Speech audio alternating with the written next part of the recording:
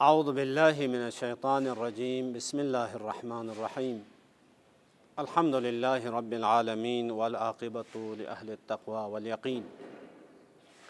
السلام علیکم ورحمۃ اللہ وبرکاتہ۔ حرم حضرت معصومہ سلام اللہ علیہا سے آپ تمام قابل احترام ناظرین گرامی خدمت کی نیابت میں زیارت اور دعا کرتے ہوئے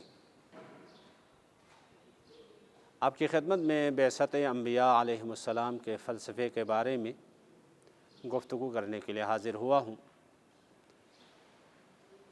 ناظرین گرامی قدر، جیسا کہ آپ کے علم میں ہے، ہماری گفتگو کا عنوان اور یہ سلسلہ فلسفہ بعثت انبیاء کے عنوان سے جاری ہے۔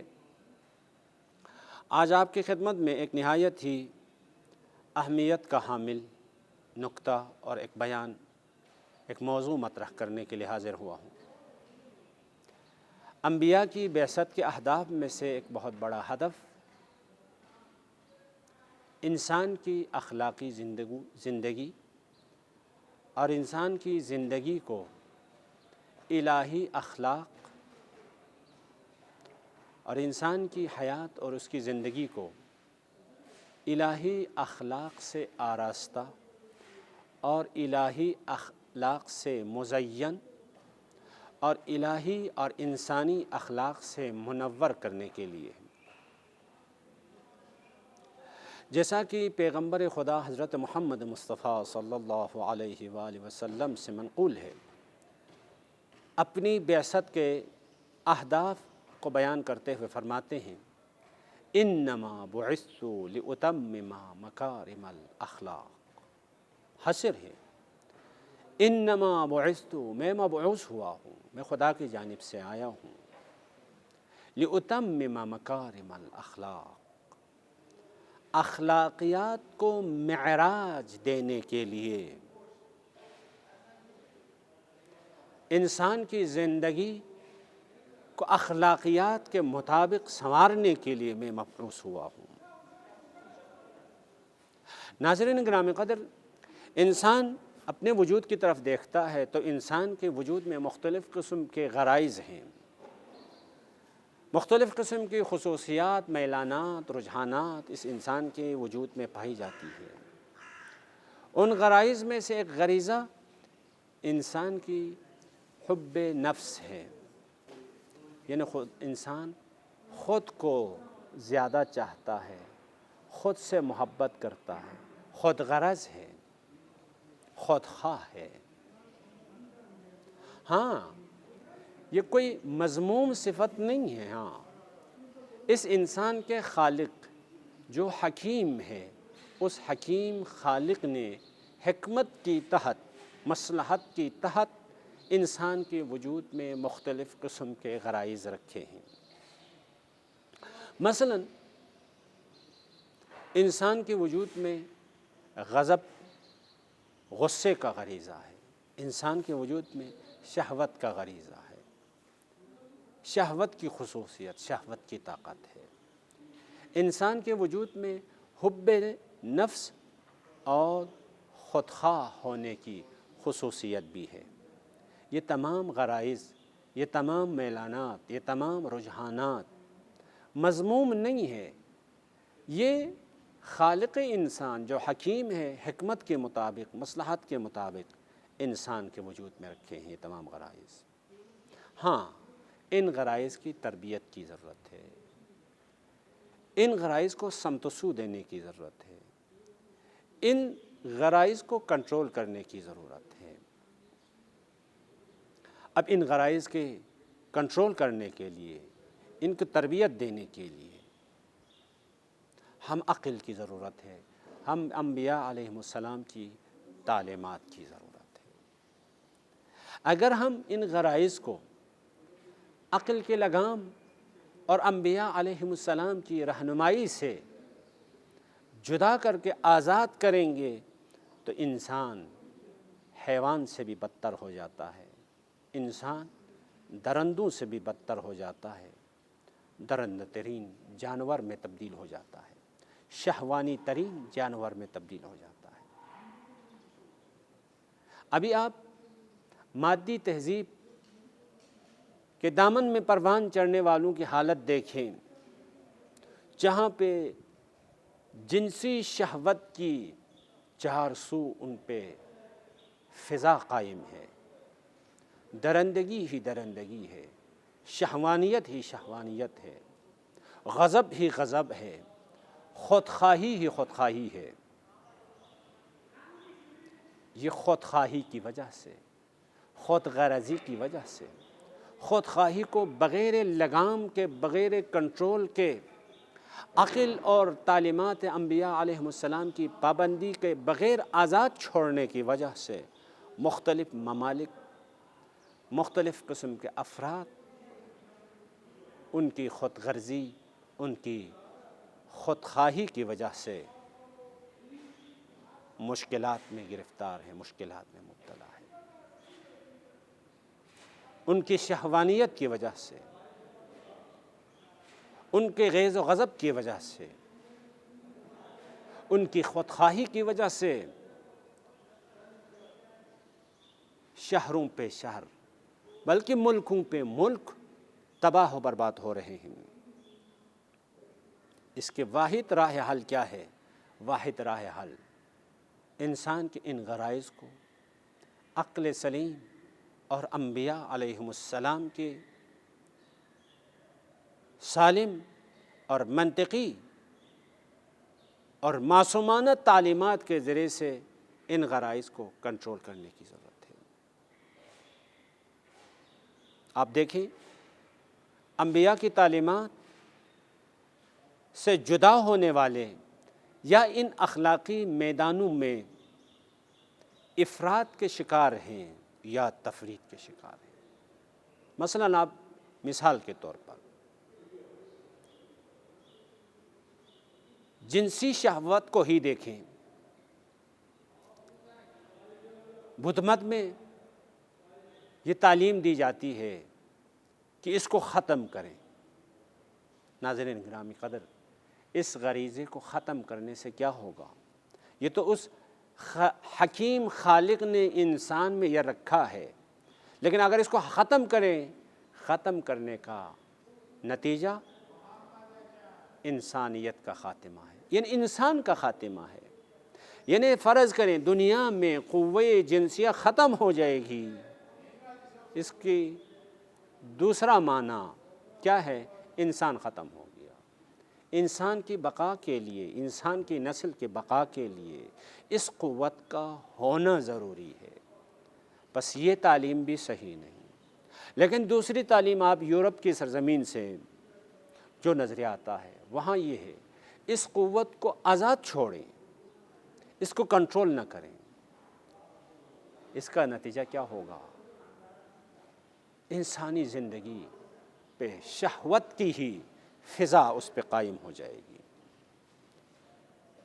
پھر کوئی عفت، کوئی طہارت، کوئی اپنائیت کا تصور باقی نہیں رہتا ہے، کوئی فیملی کا تصور باقی نہیں رکھتا ہے، کوئی تقدس، کوئی قداست باقی نہیں رہتی ہے۔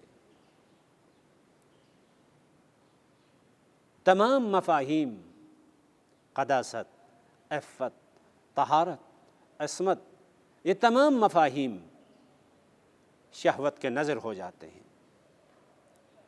نہ ماں بیٹے کی تمیز ہے، نہ بہن بھائی کی تمیز رہتی ہے۔ بس یہ تفریط بھی ہے۔ بس نہ وہ افراط صحیح ہے، نہ یہ تفریط صحیح ہے۔ پھر حد اعتدال کی ضرورت ہے ہمیں کیا ہے، ان غرائز کے وجود کو تسلیم کرنے کے ساتھ ساتھ ان کو کنٹرول کرنے کی ضرورت ہے، ان کو منطقی راستے پہ چلانے کی ضرورت ہے، عقلانی اس شاہراہ پہ چلانے کی ضرورت ہے، وحیانی اس صاف و شفاف راستے پہ چلانے کی ضرورت ہے۔ لذا انبیاء علیہم السلام تشریف لائے ہیں ہمارے غرائز، ہماری میلانات، ہمارے احساسات، ہمارے رجحانات کی تربیت کرنے کے لیے، ہمیں اخلاقی زندگی سکھانے کے لیے انبیاء علیہم السلام تشریف لائے ہیں۔ جیسے میں نے پہلے کہا تھا، انسان خود غرض ہے، یعنی اپنی ذاتی مفاد کو پیش نظر رکھتا ہے ہمیشہ۔ دوسری طرف مدنی الطبع بھی ہے، یعنی معاشرتی زندگی گزارنے پہ بھی مجبور ہے، لہٰذا اس کے لیے ہم قانون کی ضرورت ہے، ہم اخلاق کی ضرورت ہے۔ فقط قانون سے انسان نہیں بنتا، بلکہ قانون سے فراتر ایک اور چیز کی ضرورت ہے، وہ ہے اخلاقیات۔ اخلاقیات کی وجہ سے انسان بنتا ہے، ورنہ قانون حیوانوں اور جانوروں میں بھی پایا جاتا ہے۔ فقط قانون انسان کو کنٹرول کرنے سے بے بس بھی ہو جاتا ہے، لذا قانون کے علاوہ ابھی دیکھیں جن معاشروں میں اخلاقیات کی کوئی اہمیت نہیں ہے، جن سوسائٹیز میں انبیاء علیہم السلام کی تعلیمات اور ان کی اخلاقیات کی کوئی اہمیت نہیں ہے، وہاں ہر قسم کی سخت ترین قانون بنایا جاتا ہے اور سخت قسم کی سزائیں ان کے لیے تجویز دی جاتی ہے۔ کیمرے پہ کیمرے لگا کے، ہر قدم قدم پہ پولیس بٹھا کے انسان کو کنٹرول کرنے کی کوششیں کی جاتی ہے، لیکن جوں ہی یہ کیمرہ خاموش ہو جاتا ہے، بجلی چلی جاتی ہے، پولیس کے افراد چلے جاتے ہیں، وہاں جرم ہی جرم ہوتا ہے، تباہی ہی تباہی ہوتی ہے، فساد ہی فساد ہوتا ہے۔ وہاں نہ کسی حقوق کی رعایت ہوتی ہے، نہ کسی کمزور پہ رحم کیا جاتا ہے، نہ کسی کی حق کی رعایت کی جاتی ہے، نہ عدالت کی کوئی نشانی نظر آتی ہے، کچھ بھی نہیں۔ اگر معاشروں میں، اگر انسانی اجتماعات میں ایک دوسرے کے حقوق کی رعایت ہوتی ہے تو قانون کے زور پر، لیکن جو ہی یہ قانون معطل ہو جاتا ہے یہ تمام چیزیں ختم ہو جاتی ہیں۔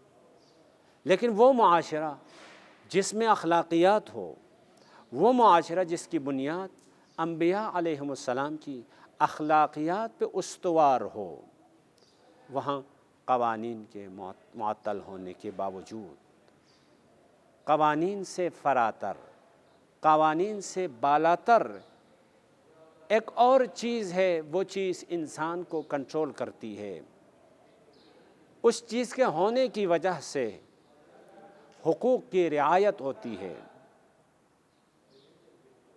عدالت کی پاسداری ہوتی ہے۔ وہ چیز کیا ہے؟ وہ چیز اخلاقیات ہے۔ لذا انبیاء علیہم السلام تشریف لائے تھے تو ہماری زندگی کو اخلاقی بنانے کے لیے، الہی اخلاقیات سے آراستہ کرنے کے لیے، الہی اخلاقیات سے منور کرنے کے لیے۔ آپ دیکھیں انبیاء علیہم السلام کی تعلیمات اٹھا کے دیکھیں تو وہاں پہ عہد و وفا، وہاں پہ عدالت، وہاں پہ صداقت، وہاں پہ تقوی، ایثار و فداکاری، وہاں پہ پستی اور زشتی سے نفرت اور اچھائی اور صداقت سے پیار و محبت، وہاں پہ الفت، محبت، ہمدردی، کمزور افراد اور کمزور طبقے پہ رحم و الفت کرنے کی تعلیمات آپ کو ملے گی۔ لیکن جن معاشروں میں انبیاء علیہم السلام کی تعلیمات نہیں ہیں، انبیاء کی بعثت سے دور ہو چکے ہیں، ان کی زندگی میں نہ الفت ہے، نہ محبت ہے، نہ ایثار و فداکاری ہے، نہ اخوت ہے، نہ عہد و پیمان ہے، نہ صدق و صداقت ہے، کچھ بھی نہیں۔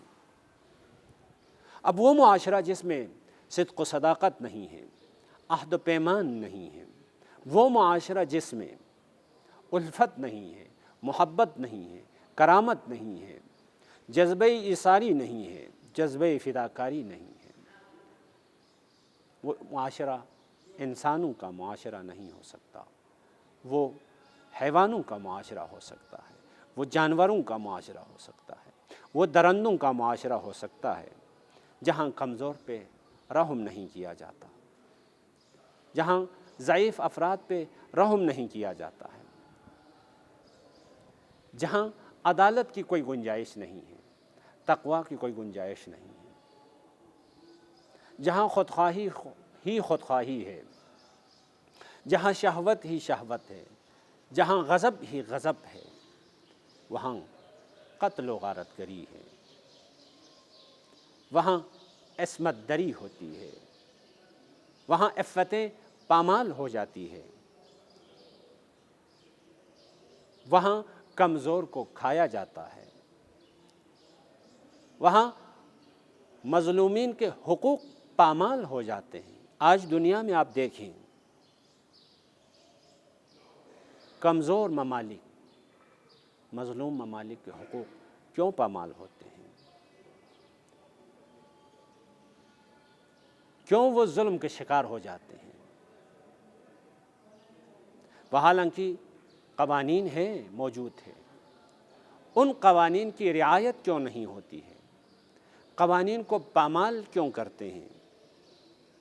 قوانین پہ عمل کیوں نہیں ہوتا ہے؟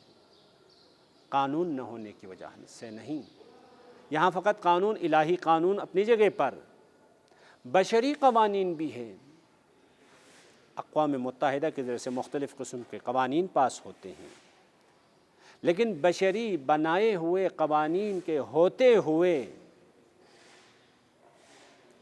کمزور قسم کے طبقات، کمزور ممالک پہ کتنا ظلم ہوتا ہے، کتنے لوگوں کو مارے جاتے ہیں، یہ کیوں؟ بس یہاں پہ ایک اور چیز ہے، وہ قانون سے بالاتر اخلاقیات ہے۔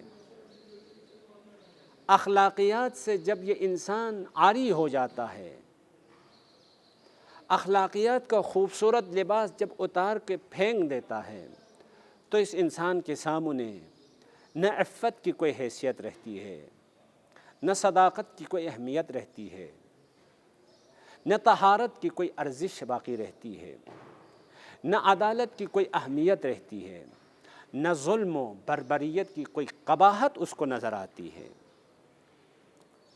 ظلم و بربریت، ناانصافی، دہشت و وحشت کی نفرت اس کی نگاہوں کے سامنے سے ختم ہو جاتی ہے۔ کیوں؟ انبیاء علیہم السلام کی تعلیمات سے دور ہونے کی وجہ سے۔ لذا انبیاء علیہم السلام اپنی تعلیمات کے ذریعے سے، اپنی سیرت کے ذریعے سے، وہ بھی معصومانہ سیرت کے ذریعے سے، وہ معصوم ہے، معصومانہ سیرت کے ذریعے سے، معصومانہ تعلیمات کے ذریعے سے انسان کو اخلاقیات اور الہی اخلاقیات کے شاہراہ پہ چلانے کے لیے کوشش کرتے ہیں۔ تو ابھی بھی اگر ہم انبیاء علیہم السلام کی تعلیمات پہ عمل پیرا ہو جائیں گے، ان کی سیرت کو اپنے لیے مشعل راہ قرار دیں گے، تو ہمارے لیے یہ بہت سارے مسائل حل ہو سکتے ہیں، یہ بہت ساری مشکلات ختم ہو سکتی ہیں۔ ابھی بھی ہم الفت کے ساتھ، محبت کے ساتھ، عدالت کے ساتھ، جذبہ ایثار و فداکاری کے ساتھ، عطوفت کے ساتھ، صداقت کے ساتھ، ظلم و بربریت سے نفرت کرتے ہوئے اخلاقیات کی اس شاہراہ پہ استوار ہو سکتے ہیں۔ پروردگار عالم کی بارگاہ میں دعا کرتا ہوں پروردگارا حضرت معصومہ سلام اللہ علیہا کی حرمت و مقام و منزلت کا واسطہ پروردگارا ہمیں اپنی زندگی میں اخلاقیات انبیاء علیہم السلام کو شامل کر کے ان کے مقدس اور پاک و منور اخلاقیات سے اپنی زندگی کو منور کرنے کی ہمیں توفیق عنایت فرما۔ والسلام علیکم ورحمۃ اللہ وبرکاتہ۔